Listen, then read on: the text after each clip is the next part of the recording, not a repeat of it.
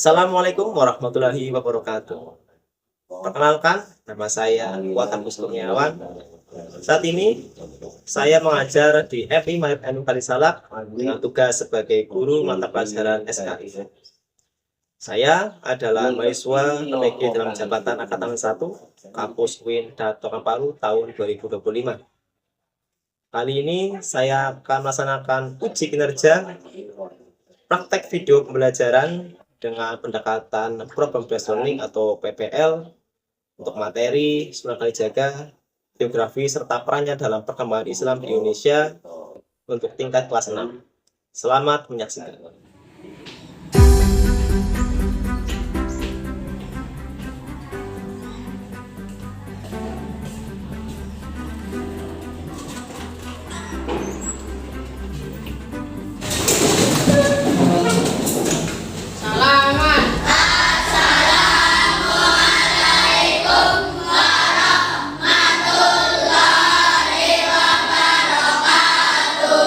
Waalaikumsalam warahmatullahi wabarakatuh. Silakan. Nah, bagaimana kabarnya teman-teman? Baik. Alhamdulillah kita masih dapat bertemu pada pagi hari ini ya. Sehat semuanya? Sehat. Ada yang nggak berangkat? Enggak. Alhamdulillah. Oke, sebelum mulai mari kita berdoa dulu agar materi yang kita pelajari pada pagi hari ini dapat bermanfaat bagi kita semua. Mari bismillah.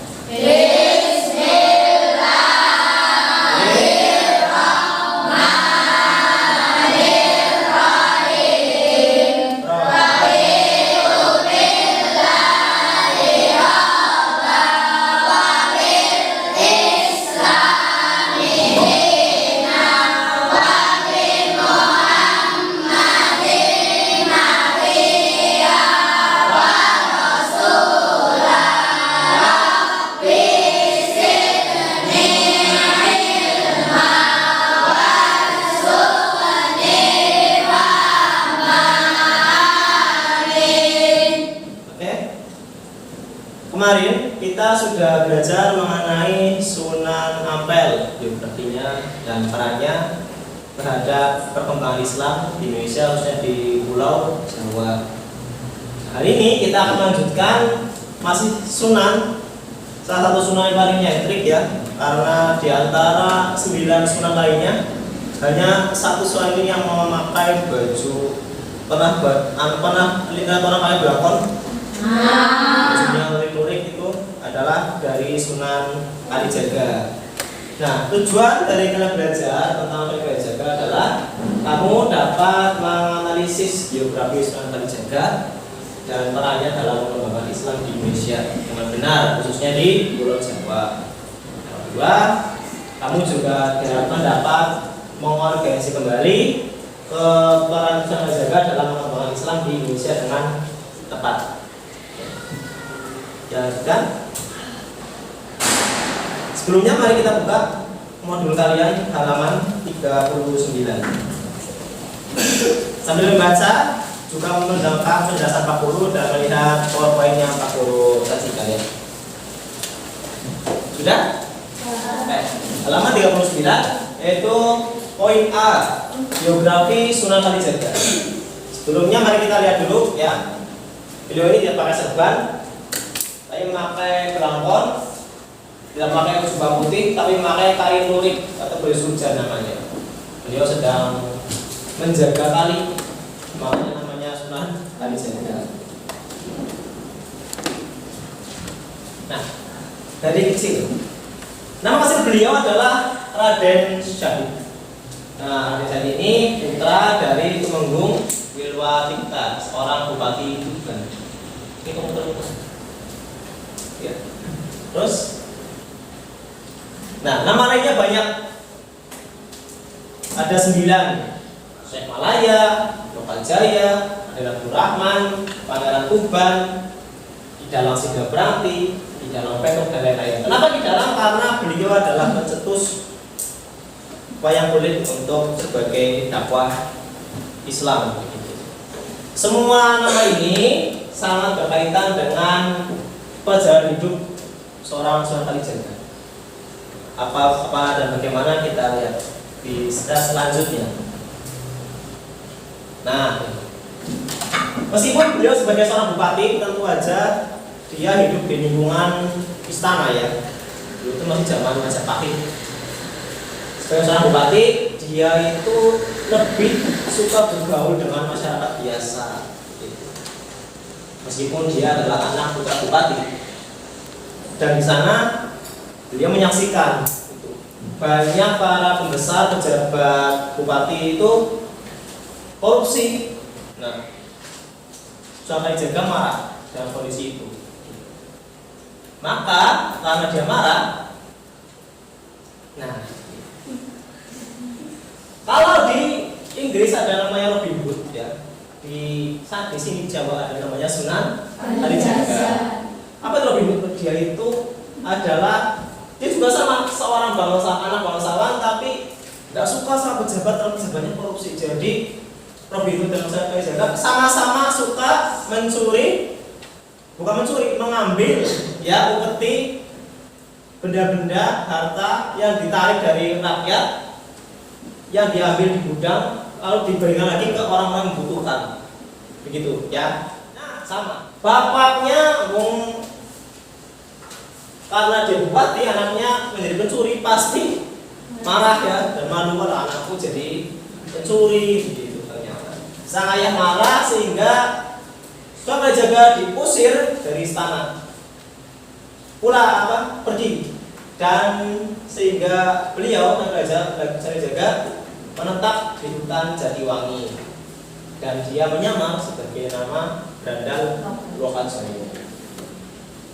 Dan di sana dia tetap melanjutkan kegiatannya, yaitu apa? Mencuri. Sekarang nggak mencuri tapi membegal, dan merampok orang-orang kaya, harta orang kaya. Ya ini ya kan. Saat lagi sibuk mencuri, ya, lagi mencuri harta orang kaya, lalu bertemu dengan orang yang berjubah putih gitu, mau dicuri tapi ternyata malah dikasih petua apa? Bersedekah dengan benda haram sama saja mencuci baju dengan air kencing. Siapa dia? Yaitu adalah Sunan Bonang, yang nantinya akan menjadi guru bagi Sunan Kalijaga. Bisa dilihat nih dialognya kurang lebih seperti ini ya. Kalau Sunan Kalijaga minta Sunan Bonang itu jadi gurunya, tolong jadi guru guruku Sunan Bonang begitu. Beliau punya syaratnya apa? Boleh, yang penting kamu jaga tempat saya di pinggir kali ini sampai saya kembali. Nah, konon katanya karena Sunan Kalijaga itu orang yang sangat taat kepada guru, beliau seperti tadi di tampilan awal itu dia duduk sila menjaga tongkatnya Sunan Bonang di pinggir kali berbulan-bulan. Nah, sebelum kita melaju ke materi selanjutnya, mari kita bermain. Tadi kamu sudah ceritakan sekilas tentang biografi Sunan Kalijaga.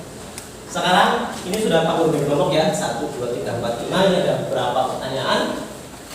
Silakan setiap satu anak, setiap satu kelompok, yang satu anak untuk menebak. Misal, ini Wilwati itu siapa? P Jodokan gitu. Kalijaga itu apa sih sebenarnya? Lokajaya itu apa sebenarnya? Seperti itu. Bisa dilihat di buku terlebih dahulu. Kelompok 1, silakan. Pilih yang mana aja? Pilih yang mana?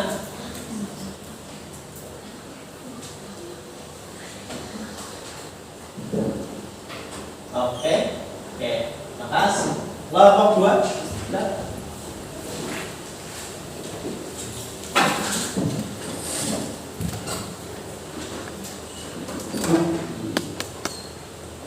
Oke.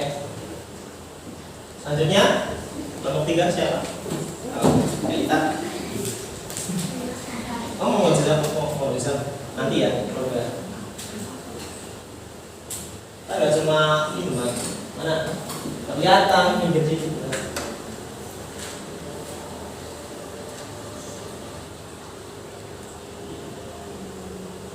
Oke. Ada yang mau maju lagi? Kelompok sini? Arif? Maju sini. Tadi udah diterangkan.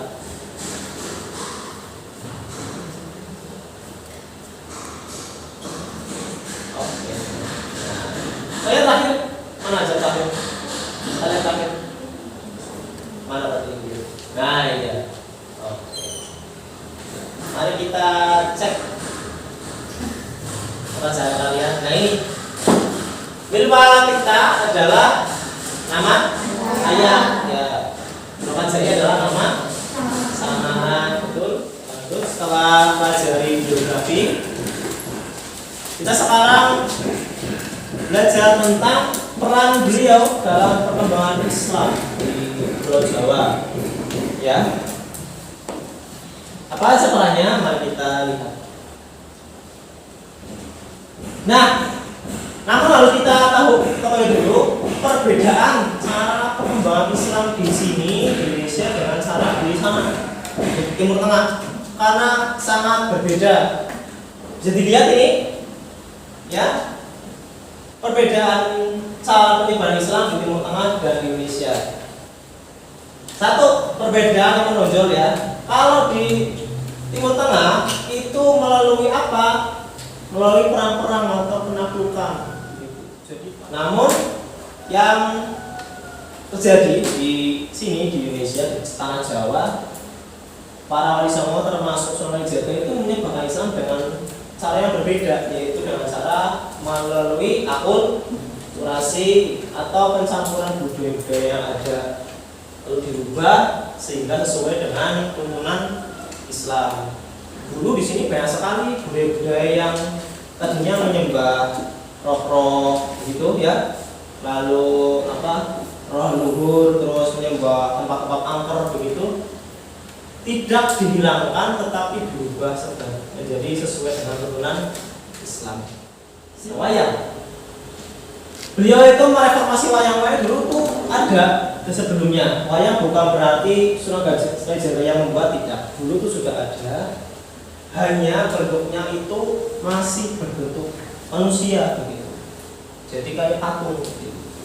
Sedangkan di tuntunan Islam itu membuat patung tidak boleh, gitu kan? Sehingga diakali, dalam tanda kutip diakali, bagaimana caranya wayang itu tidak hilang, tapi bisa digunakan untuk dakwah. Selain wayang juga beliau mengadakan acara sekatenan. Ini dulu itu bukan, kalau sekarang itu untuk merayakan apa? Memperingati hari kelahiran Nabi Muhammad SAW. Nah, ini upacara ini merupakan perpaduan antara tradisi keagamaan Islam dan budaya Jawa. Dan puncak perayaannya disebut dengan Grebeg Maulid. Ini di Jogja dan di Surakarta.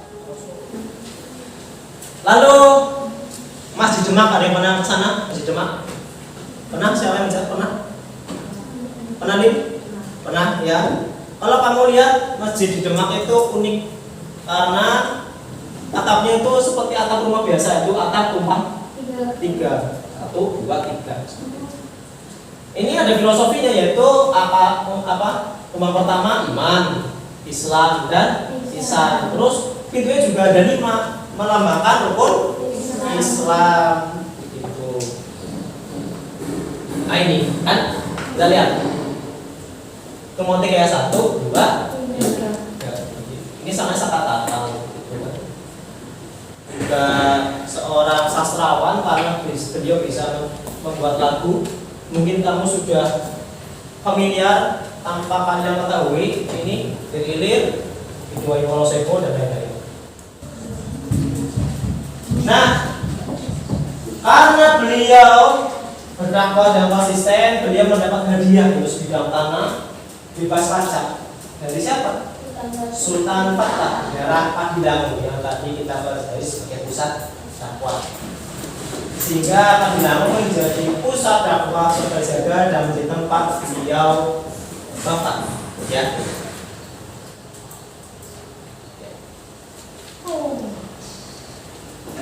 Ya, itu saja penjelasan dari Pak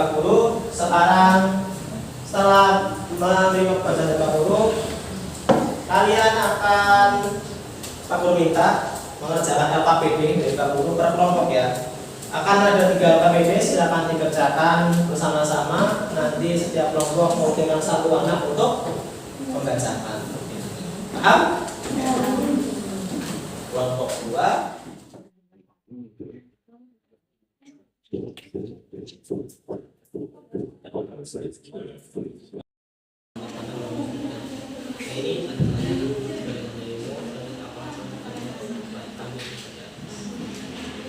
Sudah selesai?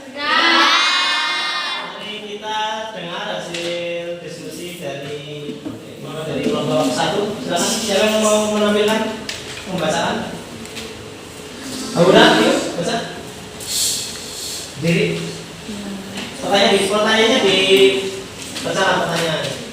Temannya bernama Burhan suka jahil hingga teman-temannya yang lain merasa kurang nyaman dengan Burhan itu. Jika kamu sebagai ketua kelas, apakah cara yang kamu lakukan agar Burhan perlahan berubah sehingga suasana kelas kembali nyaman? Jawabannya apa? Menasehati dan menegur dengan lembut dan tidak menyakiti hatinya. Oke, ya. Tepuk tangan. Kita tidak boleh saling membeda-bedakan kesusahan. Sebaiknya kita mengganti pakaian yang lain atau kita mengganti pakaian yang semua mempunyai. Oke, cukup bagus. Bu selain tepuk tangan. Semuanya sudah memberikan jawaban. Baik, kita sudah belajar tentang biografi dan peran Sunan Kalijaga dalam perkembangan Islam di Indonesia, khususnya di Pulau Jawa. Dapat kita simpulkan bahwa Sunan Kalijaga dengan segala upaya beliau berdakwah dengan cara apa? Mengubah tradisi budaya dan kearifan lokal yang sudah ada sehingga sesuai dengan tuntunan Islam, sehingga Islam dapat diterima dengan lapang dada dan sukses di tanah Jawa, sehingga pada khususnya Indonesia menjadi pemeluk agama Islam terbesar di dunia. Itu aja belajar pada hari ini. Pada belajar berikutnya kita akan pelajari sunan yang lain, yaitu Sunan Muria. Itu aja dari Pak Guru. Sebelum kita akhiri, mari kita tutup pembelajaran pada hari ini dengan doa kafaratul majlis. Subhanallah